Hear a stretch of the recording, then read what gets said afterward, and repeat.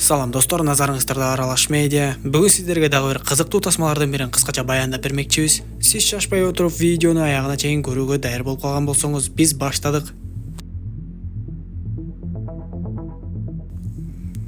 Тасманын алгачкы кадрларында эле адам кейпине окшогон жаратыкты көрөбүз. Ал чоң шаркыратманын жанына басып келип, көк мейкиндикте учуп жүргөн чоң космикалык кемени карайт да. Андан соң эле кандайдыр бир кара суюктукту алып чыгып иче баштайт. Ичер замат эле анын организминдеги өзгөрүүлөр тездик менен башталып, канга аралашкан суюктук аны тез эле өлтүрө баштайт. Шаркыратма менен кошо ылдый кулап түшүп, анын молекулалары жаңы ДНКны пайда кылып, ошонун натыйжасында кайрадан жаңы бир жашоонун пайда болгонун түшүнөбүз. Ал эми кийинки көрүнүштө Жер планетасы көрсөтүлүп, Шотландиянын кайсы бир аралында Элизабет Шоу деген археолог изилдөөчү кандайдыр бир жашыруун үңкүрдү таап алат да анын оозун ачып кирет. Дароо эле ал жака кесиптешин чакырып үңкүрдүн ичин изилдей башташып, үңкүрдүн ичиндеги таштардын беттерине тартылган ар кандай сүрөттөрдү көрүшөт. Көпчүлүк сүрөттөрдө кандайдыр бир адамсымал сөлөкөт асмандагы кайсы бир жылдыз системаларын көрсөтүп, көптөгөн изилдөөлөрдүн жыйынтыгында бул сүрөттөр жөн жерден эмес экенин, алар космостогу кайсы бир жылдыз системаларын көрсөтүп жаткандыгын божомолдошот. Ошол изилдөөлөр башталгандан тарта 4 жыл убакыт өтүп, Прометей деп аталган атайын илимий изилдөөчү кеме космос мейкиндигинде кайсы бир багытты көздөй эле сапарын алып бара жатты. Экипаж мүчөлөрүнүн бардыгы узак убакыттан бери криостук гипер уйкуда уктап жатышкан. Ал эми коюлган пландар боюнча аларга жана кемеге көз салып турган жалгыз гана Дэвид болчу. Дэвид кудум эле адам сыяктуу болгону менен, ал негизи адамсымал андроид робот болчу. Бирок ал кандайдыр бир деңгээлде өз алдынча ойлонуп, өз алдынча иш аракеттерди кылууга жөндөмдүү болгондуктан, гипер уйкуда жаткан адамдардын түштөрүн көрүп, топ менен ар кандай оюндарды ойноп, өзүнө жаккан кызыктуу тасмаларды көрүп жана башка нерселер менен алектенчү. Ошентип узак убакыттан бери жүрүп келе жаткан кеменин убактысы да бүтүп, алар өздөрү болжоп келе жаткан кайсы бир жылдыз системасындагы планетага дээрлик жетейин деп калышты. Ошондо Дэвид орнотуулар боюнча ишти жасай баштап, экспедицияны жетектеген аял Мэрини ойготот. Мэри дагы өзүнө керектүү маалыматтардын баардыгын алгандан кийин Дэвидке башка экипаж мүчөлөрүн дагы ойготууга буйрук берет. Ошентип экипаж мүчөлөрүнүн баардыгы узак гипер уйкудан ойгоно башташып, Мэри экипаж мүчөлөрүнүн баардыгы даяр болгондон кийин аларды бир жерге чакырып алып сөзүн баштайт. Албетте команданын арасында баягы изилдөөчү археолог Элизабет жана анын кесиптеши Чарли бар болчу. Мэри экипаж мүчөлөрүнө а дегенде эле бир чоң голограмманы көрсөтө баштап, ал голограммада корпорациянын башчысы Питер сүйлөй баштайт. Көрсө корпорация башчысы Питер бул жака узак жылдар бою сапар алып келе жатып, дүйнөдөн кайтып бөлүп калган болот. Ошентсе да ал өзүнүн экипаж мүчөлөрүнө голограмма түрүндө билдирүү калтырып кеткен болот. Ал баардыгына: биз силерге жаңы андроид робот Дэвидди иштеп чыктык. Ал ушул убакка чейин адамзаттын тарыхында эмне болсо бүт баарын окуп чыгып, баардык билимдерди окуп үйрөнүп келет. Бул силердин чоң жардамчыңар болот деп айтып, андан аркы Питердин айта турган сөзүнүн түпкү маанисин жаңы дайындалган жетекчилер экипаж мүчөлөрүнө түшүндүрүп бере башташат. Переходи на ООО Комбо тарифинде андан дагы көбүрөөк интернет. Кош интернет топтомун танда. Wi-Fi тарат. Яндекс Плюсту кошуп ал. Тасмаларды жана телешоуларды көр. Музыка ук. Переходи на ООО Комбо. Сага керектүүнүн бардыгы.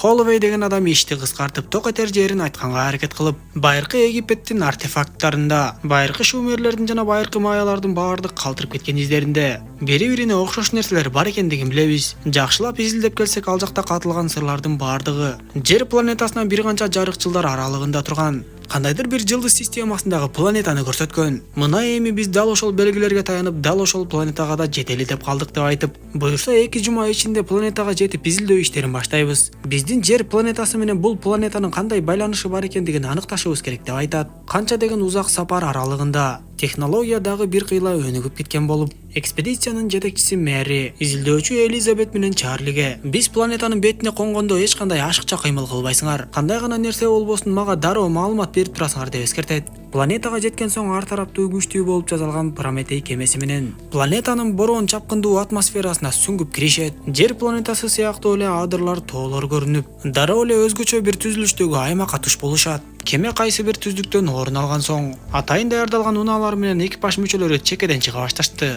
Кеме капитаны өз адамы менен кемеде калып, ал эми экипаж мүчөлөрү болсо атайын жазалган үңкүрчөгө кирип жөнөшөт. Көрсө адам баласына илгери эле бул планетада жашоо бар экендиги, керек Демек болсо кандайдыр бир цивилизация бар экендиги байкалган. Анда адамдар үңкүрдүн картасын түшүрүүчү роботторду учурушуп, бир канча жерге кирип барган соң агып жаткан суунун жана абанын бар экенин байкашат. Ай дегенде эле алардын бирөөсү скафандрын чечип көрүп кадимкидей эле дем алып, адамдарга караганда бир кыйла акылдуу болуп калган Дэвид болсо дубал беттериндеги атайын жазуулар аркылуу кыймыл аракеттерди кылып жатып, кээ бир функцияларды ишке киргизе баштайт. Үңкүр ичинде голограмма иштей баштап, кандайдыр бир чоң адамдар үңкүрдүн жогору жагын көздөй чуркап жөнөп кетишип, адамдар болсо голограмма өчкөндөн кийин жетип барышса эле, ошондой чоң адамдардын биринин жансыз денесин табышат. Көрсө ал жерден жабылып калган чоң каалга анын башын кыйып кетип, өлүктүн башы аркы бөлүмдө калып калган болот. Дэвид атайын иш аракеттери менен үңкүрдүн аркы бөлүмүн ачып, ошол жактагы чоң жандыктын кесилген башын, анан да кудум эле адамдын башындай болгон чоң айкелди көрүшөт.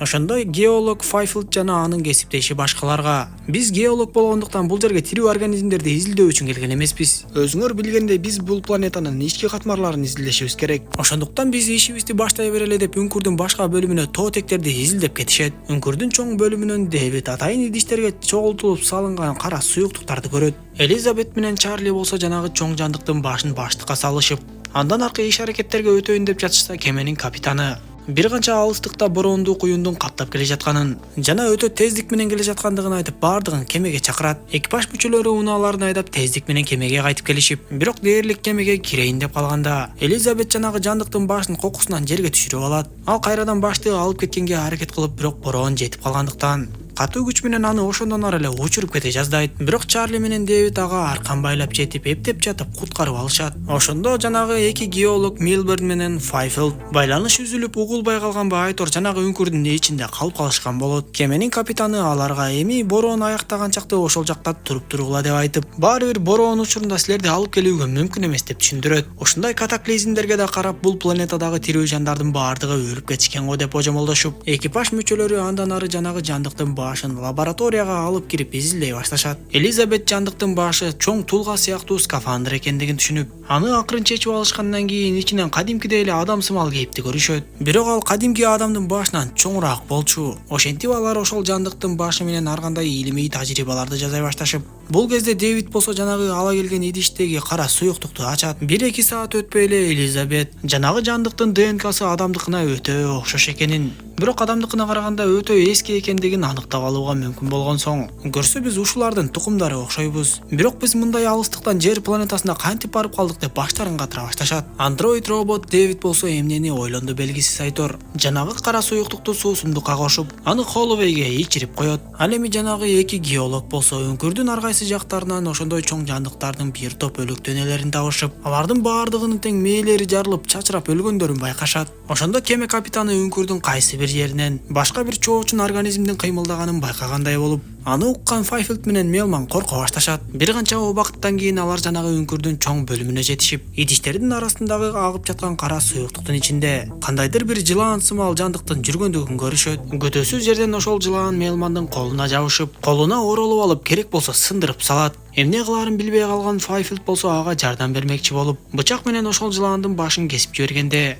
жылаандын денесинен кан эмес кандайдыр бир кислота атып чыга баштайт. Кислота Файфилдтин скафандрына тийип, аны дароо эле эрите баштап, ал жанагы кара суюктукка кулап түшөт. Ал эми жылаандын башы кайра эле өсүп чыккандай болуп, Мелмандын скафандрынын ичине оңой эле кирип алат да, анын оозуна тыгылып эле ичине кирип кетти. Эртең менен Холлоуэй күзгүдөн өзүнүн көздөрүнүн башкача болуп калгандыгын байкап, кеме капитаны болсо экипаж мүчөлөрүнө кечээки биздин эки геолог такыр эле байланышка чыкпай жатышат. Алар дайынсыз болуп жаткандыктан издеш керек деп жөнөшөт. Издөө иштери башталганда Дэвид адамдардан бөлүнүп башка жакка кеткендигин байкайбыз. Холлоуэй болсо өзүн өтө эле жаман сезе баштап, бирок эч кимге мойнуна албай, мен жакшы элемин деп болбой коет. Бир канча убакыттан кийин алар Милберндин өлүк денесин табышып, анын денесинен болсо жанагы жылаандын чыгып жок болгондугун көрүшөт. Дал ушул кезде Холлоуэйге өтө эле жаман боло баштады. Дэвид болсо жанагы акылдуу жандыктардын башкаруу бөлүмүн таап келип, акылы жете баштагандыктан кээ бир баскычтарды басып голограмманы чыгарып үйрөнө баштайт. Голограммада космос мейкиндегиндеги көптөгөн жылдыз системалары көрсөтүлүп, ошонун ичинен жалгыз гана Жер планетасын көрсөтүп тургандыктан, Дэвид демек бул акылдуу жандыктар Жерди көздөй сапар алып жатышкан окшойт деп ойлойт. Команда болсо өтө эле кыйнала баштаган Холлоуэйди кайрадан кемеге алып келишип, бирок экспедиция жетекчиси Мэри Холлоуэйди киргизбейм деп баштайт. Анткени Холлоуэй вирус жуктуруп алган окшойт. ал вирусту башкаларга да жугузуп таратып жибере турган болсо, анда экспедиция максатына жетпей калат деп айтып, аны уккан Холлоуэй болсо мен өтө эле кыйналып жатам. Андан көрө тезирээк өлтүрүп сал деп мэрини көзү жулунса, мэри аны дароо эле өрттөп жиберди. Ошондон бир аз убакыт өтпөй эле Элизабеттин да ичи ооруп бир башкача боло баштагандыктан Дэвид аны медициналык жактан текшерип 3 айлык боюнда бар экендигин айтат. Бирок албетте бул деген нерсе мүмкүн эмес болчу. Көрсө бир канча саат мурун эле Элизабет Холлоуэй менен жыныстык каттанышка барган болуп, атайын вирус сымал нерсени Холлоуэйге жуктурган Дэвид болсо, бардыгын жакшынакай түшүнүп тургандыктан Элизабетти кайра уктатып тоңдуруп коймокчу болот. Анткени Элизабеттин эмне болгонунун изилдөө иштерин андан ары Жер планетасынан улантышмак. Ошондо Элизабет өзү бул нерсеге каршы чыгып, Дэвидтен качып кетүүгө мүмкүн болот да. Атайын жогорку технологиядагы медициналык капсулага жатып, ичинде эмне болсо дагы кесер аба жолу менен алып салмакчы боло баштайт. Операция кылган аппарат Элизабеттин ичинен кандайдыр бир кальмарга окшогон жандыкты сууруп чыгып, атайын дарыларды сайынган Элизабет болсо ал жактан чыгып кетет. Бир кезде кеменин жанына Файфилдтин келип калганын көрүшүп, таң калышып эле экипаж мүчөлөрү сыртка чыга башташса, түрү суук болуп кеткен Файфилд аларды чекеден кыра баштайт. Деги эмне болуп жатканын түшүнбөгөн экипаж мүчөлөрү аны дагы өрттөп өлтүрүшүп, Элизабет болсо башка бөлүмгө кирип келсе эле, ал жерде корпорациянын башчысы Питер Вейланд тип-тирүү отурган болот. Көрсө карылыгы жетип өлөрүнө аз калганда аны дагы криостук уйкуга салып уктатып коюшуп, жаңы эле аны капсуладан ойготуп чыгарып жатышкан болот. Ошондо Элизабет Питерден сен мындай нерселерди билип туруп бул жака келдиңби деп сураса, Питер ага, мен өз жаратуучуларымды көрбөй туруп өлгүм келбейт. Сыягы бизди ушулар жаратса керек. Кандай жаратканын билбейм, бирок мен алар менен сүйлөшкүм келет деп айтып, жанагы жандыктарды Кудай ордуна көрүп алат. Дэвид болсо башчысы Питерге, мен башка бөлүмгө кирип алардын башкаруу системасын үйрөндүм. Анан да ошол жандыктардын бирөөсү тирүү экен. Ал дагы адамдардай эле болуп өзүнүн капсуласында узак гипер уйкуда жатат экен деп айтат. Анда Питер бүт баардыгына биз ошол жака тезден жетип барып аны таап сүйлөшөлү. Эгер алар бизди жаратканы чын болсо, анда мени өлүмдөн сактап калат деп айтат. Элизабет ошол жерден ыйлап, булар таптакыр эле биз ойлобогондой жандыктар окшойт. Биз тезден кайрадан жерге кайтып кетишибиз керек деп айтса, Питер Элизабетке биз алардын кандай жандык экендигин билбей туруп кантип жерге кайтып кетебиз деп болбой коет. Анда Элизабет кеменин капитанына келип аны көндүргөнгө аракет кылып, бирок кеменин капитаны дагы биз бул планетадагы жогорку цивилизациялуу жандыктардын аскердик базасы бар экендигин илгери эле билгенбиз. Божомолдор боюнча алар бул планетада био курал ойлоп табууну көздөшкөн. Бирок алар өздөрү ойлоп тапкан биологиялык курал өздөрүнүн тукум курут кылган окшойт. Кандай болгон күндө дагы мен азыр дароо эле жерди көздөй кайта албайм деп коет. Ошондо кеме капитаны карта түзүүчү роботтордун жардамы менен жанагы үңкүр эч кандай үңкүр эмес экенин, ал чоң бир космикалык кеме экендигин түшүнөт. Ошентип Дэвид Питерди жана экипаж мүчөлөрүн жанагы жандыктардын башкаруучу бөлүмүнө алып келип, бул жандыктар Жер планетасына жеткенге аракет кылышкан экен. Бирок эмнеге, кандай максат менен экенин белгисиз деп айтып, Питердин буйругу менен эле капсуланы ачып жандыкты ойготуп жиберишет. Анда капсуладан дөдөй болгон адам сымалы алып жандык чыгып келип, а дегенче болбой эле андроид робот Дэвидтин башын жолуп салат. Андан соң калган адамдарды дагы чекеден эле кыра баштап, бир гана Элизабет артын карабай качып кетүүгө мүмкүн болот. Ошондо алып жандык отуруп жанагы чоң космикалык кемени ишке киргизе баштап,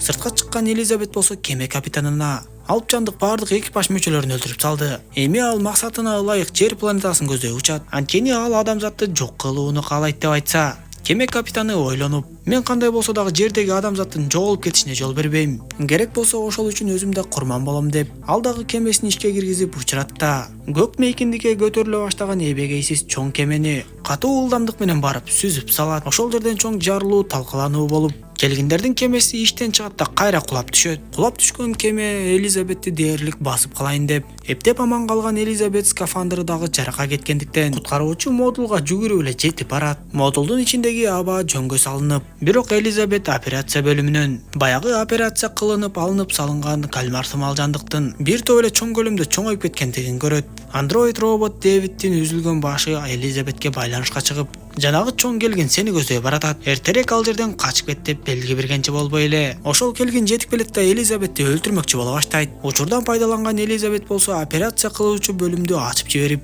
жанагы чоң кальмар чоң келгинди кой бербей кармап калат. Андан кийин Элизабет жанагы андроид робот Дэвидтин башын таап барып, Дэвид болсо Элизабетке, эгер сен менин дене мүчөлөрүмдүн баардыгын кайрадан калыбына келтирип берсең, мен да сенин кайрадан Жер планетасына кетишиңе жардам берем. Анткени бул планетада дал ушундай жаратуучулардын кемелери көп. Сен макулсуңбу деп сурап баштаса, Элизабет ага, мен жерге кайткым келбейт. Мен тескерисинче жанагы ошол жаратуучулардын планетасына жетип баргым келет. Эгер адамзатты ошолор жараткан болсо, мен алардан баардыгын сурап билгим келет. Эмне үчүн биз алардын тукумдары болсок, алар бизди өлтүргүлөрү келип жатат деп айтып, Дэвидтин дене мүчөлөрүн калыбына келтирмекчи болду. Айтор анын башын баштыкка салат да көтөрүп кетип калат. Анан да ал жер планетасына билдирүү жөнөтүп, Прометей кемесиндеги экспедиция мүчөлөрүнүн баардыгы көз жумду. Бир гана мен калдым жана изилдөө иштерин улантып жатам деп айткан. Ал эми тасманын акыркы кадрларында жанагы чоң кальмар сымал жандык жабышып алган чоң келгиндин ичинен экөөнүн кошулмасынан пайда болду. Айтор кандайдыр бир жандык тешип чыгып жатканын көрөбүз. Жана албетте ал чоочун болчу. Тасманын аягында көрүүчүлөргө түшүнүксүз болгон көптөгөн суроолор калат. Эмне үчүн чоң адам сымал жандыктар өз тукумдарын өлтүрүүнү көздөштү? Эмне үчүн ар кандай биологиялык жырткычтарды ойлоп табышкан? Жана башка таң калыштуу суроолорго чоочун деп аталган башка тасмалардан гана жооп табууга мүмкүн. Анда эмесе достор, видео жаккан болсо мага жакты белгисин басып, дос тааныштарыңызга бөлүшүп койгонду унутпаңыз. Кийинки видеолордон көрүшкөнчө аман болуңуздар.